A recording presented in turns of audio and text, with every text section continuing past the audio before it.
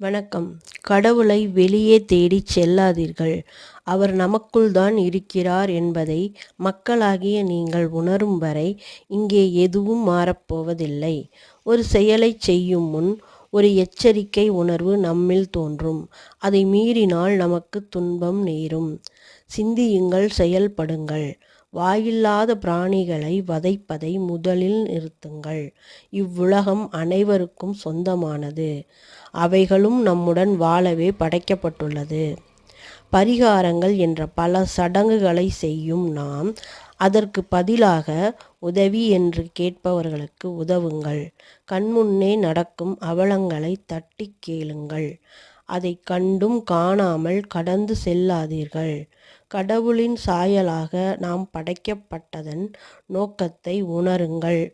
மக்களே, வாழ்க்கை வாழ்வதற்கே வெற்றி நிச்சயம்.